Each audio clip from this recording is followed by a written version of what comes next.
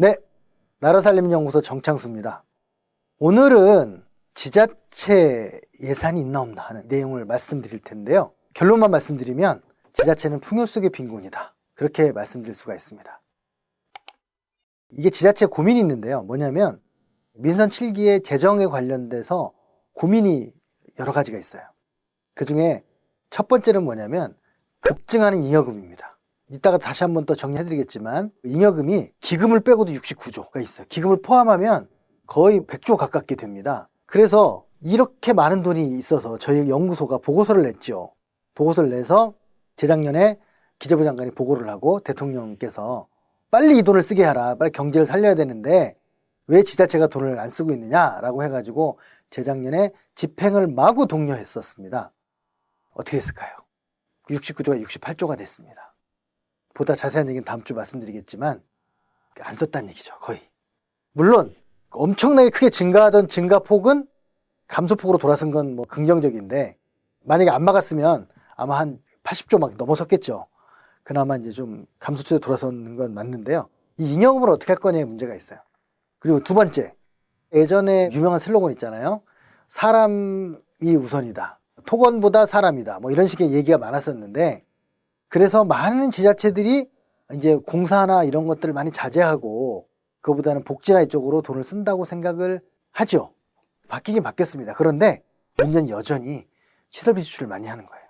근데 왜 그럴까? 저는 예전에 절약자 입장에 있을 때는 공무원들이 뭔가 부정과 비리 이렇게 생각을 했는데 지금 제가 좀 더 많은 공부를 하게 되면서는 그거는 좀 빙산의 일각이고 그 문제보다는 다른 여러 가지 문제가 있더라. 그 중에 하나가 뭐가 있냐면 1,000억짜리 건물 짓는 것보다 1억짜리 사람을 모아서 하는 프로그램 예산이 짜는 게 더 힘들어요. 예전에 제가 서울시에 시장직 인수위원을 했는데 가서 마을 예산 3,000억을 한번 만들어봐라 그랬더니 다음날 가지고 왔어요. 마을 센터 3,000억짜리 짓는 걸로. 그거는 건물을 짓는데 그냥 마을 센터라고 지은 것 뿐이잖아요. 그런 식으로 어떻게 보면 편하게 가려고 하다 보면 생기는 문제도 있더라. 그래서 우리가 앞으로 예산 개혁이나 정부 개혁을 할 때는 이런 사람의 본능적인 습성을 이해할 필요가 있을 것 같습니다. 세 번째는 뭐가 있냐면 중단되지 않는 과거 사업들이 있어요. 이게 무슨 말이냐면 제가 이제 그런 비유를 많이 하는데 공부 못하는 학생들의 특징이 책가방이 무겁습니다. 왜 그러냐면 뭘 공부해야 될지 모르니까 무조건 많이 들고 다니거든요. 마찬가지로 일 못하는 사람들의 특징이 뭐냐면 너 요즘 무슨 일을 해? 하고 이제 사장이 물어보면 예, 이런 것도 하고요, 저런 것도 하고 굉장히 많은 이야기를 하는데 결국은 제대로 하는 건 없거든요. 진짜 일 잘하는 사람은 중요하고 인상적인 일 한두 가지를 얘기하죠. 이걸로 성과가 어떻게 있다. 이게 일 잘하는 사람이에요. 그런 것처럼 지금 공공 부분에서 가장 큰 문제는 한번 사업이 시작되면 없어지지 않는다는 겁니다. 그러다 보니 점점 좀 계속 그 사업이 쌓여가지고 지금 공무원들이 그 사업들에 관련된 계약을 체결하고 뭐 이런 것들 서류 꾸미느라고 다 가는 거예요. 사실은 200만 원짜리 보조금 사업이 100억짜리 건물 짓는 거나 별 업무량의 차이가 크지 않습니다. 그러니까 일의 가짓수가 너무 많아졌다. 그래서 이게 과거 공약 사업, 관선 때부터 계속 내려오는 사업들이 있고요. 민간 위탁, 보조금 이런 사업들이 아무래도 조금 시대가 바뀌었으니까 없어지거나 줄어들고 해야 되는데 그건 그대로 가고 예산이 늘어나니까 그건 또 새로운 사업이 시작되고 이러면서 공무원들이 일이 너무 많아진 거예요. 그래서 공부 못하는 학생들이 공부를 제대로 할 시간이 없게 가는 것처럼 공무원들도 공무원들 자체의 문제보다도 이런 어떤 구조적인 문제가 많이 작용을 하더라는 걸 많이 느꼈습니다. 그래서 저희가 권유드리는 건 뭐냐면 첫 번째는 일몰제예요. 사업이 끝나게 해야 된다.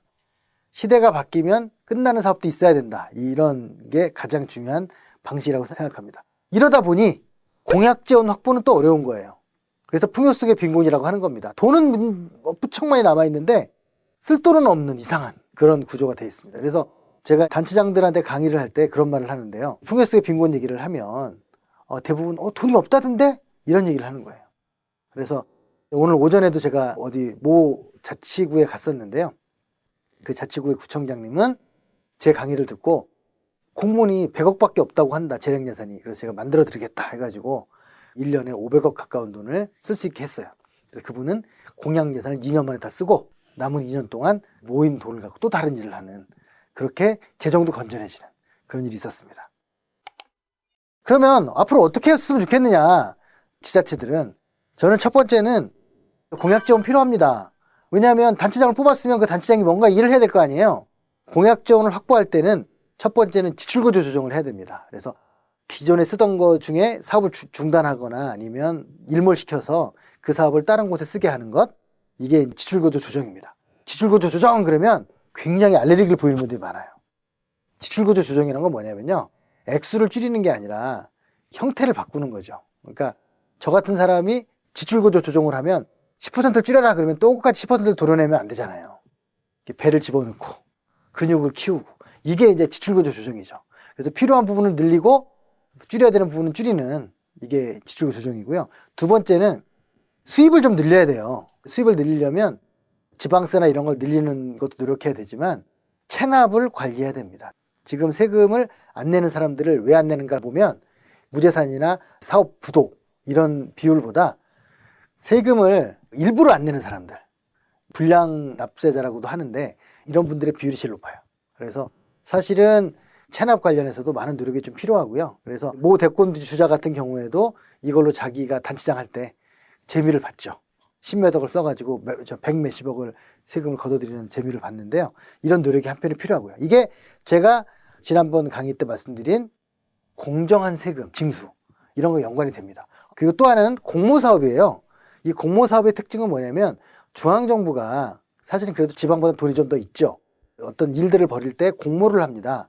이제 그런 것들을 어떻게 하면 더 받을 수 있는가. 중앙정부의 정책 변화에 대응하는 노력이 필요한데요. 최근에는 뭐 뉴딜 정책 관련한 사업들이나 그리고 생활 SOC 관련한 사업들이 있습니다. 그런 방식이 있고요. 또 하나는 재정분권을 한다는 슬로건이 현 정부의 가장 큰 특징인데요. 이 재정분권에 대응하는 새로운 정책 모델을 만드는 게 필요합니다. 특히나 지금은 한국이 이제 선진국이 됐기 때문에 굉장히 발전돼 있어요. 그래서 옛날에 개발연대 시절에 공무원이 엘리트들이어가지고 가자 하면 거길 따라갔던 시대가 아니고, 공무원이 오히려 사회보다 어떤 때는 창의력이 부족하기도 한 이런 게 많습니다. 그래서 아이디어가 빈곤해요. 그래서 일반의 아이디어도 필요하고 그리고 지방에서의 아이디어의 제안도 필요합니다.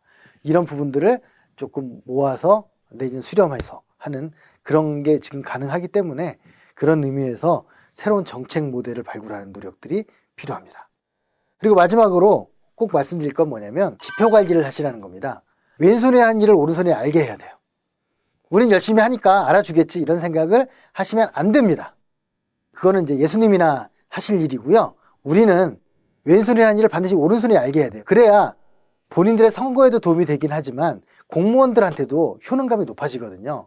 그거는 지표예요. 숫자로 보여야 됩니다. 그래서 예를 들면 우리가 범죄 예방을 위해서 CCTV를 많이 놨어. 그래서 범죄가 줄었어. 이런 거를 보여줘야죠. 왜냐하면 일반 국민들은 당장 체험하는 것만으로 판단하기 때문에 막연한 불안감 이런 것들이 있어요. 지금 우리나라는 1년에 살인사건이 270건, 그리고 1년의 강도도 지금 10년 전에 거의 반이 줄었어요. 그만큼 굉장히 안전해진 나라인데, 근데 왜 그런 걸 못 느낄까? 저 시골에 있는 사건 하나를 전 국민이 중계를 보고 있잖아요. 그렇기 때문에 그런 것들을 우리가 숫자로 보여준다면 훨씬 더 안정감을 가지겠죠. 그런 의미에서 지표 관리를 해서 지표가 좋아지고 나빠지고를 주민들이 느끼게 해주는 것도 필요하다. 그렇게 했을 때 성공적인 자치단체, 바람직한 자치단체가 될 것이라고 생각을 합니다. 그래서 여러분들 스스로도 한번 지자체 홈페이지에 들어가셔서 지표 한번 찾아보시고요. 우리 지역이 굉장히 문제가 많다고 생각했는데 괜찮았고, 문제가 없다고 생각했는데 문제가 많았었네? 이런 걸 느낄 수 있겠죠. 저는 그 중에 하나가 뭐가 있냐면 외국인들에 대한 혐오나 불안감이 우리나라에 굉장히 높거든요. 그런데 범죄율은 거의 반밖에 안 됩니다. 왜냐하면 우리나라의 외국인은 몰래 배 타고 들어온 분들이 아니고 들어왔다가 안 나가신 분들이거든요. 그렇기 때문에 범죄가 한번 발생이 되면 쫓겨날지도 모르는 여러 가지 문제도 있고 뭐 그런 여러 가지 조심하기 때문에 아무래도 내국인보다 범죄가 낮아요. 그런데 우리는 모르면 불안하고 두렵고 공포를 느끼거든요. 그래서 외국인들을 두려워한다고 해요. 최근에 조사를 했는데 제일 두려운 게 뭐냐 했을 때 유럽연합 사람들은 1위가 코로나고 2위가 기후변화인데요. 한국은 1위가 코로나고 2위가 외국인이랍니다. 좀 굉장히 슬펐습니다. 그 통계를 보면서. 그래서 우리가 숫자로 파악하고 팩트 체크를 하는 그런 노력을 기울일 필요가 있겠다라는 말씀을 드리면서 오늘 마치겠습니다. 구독, 좋아요!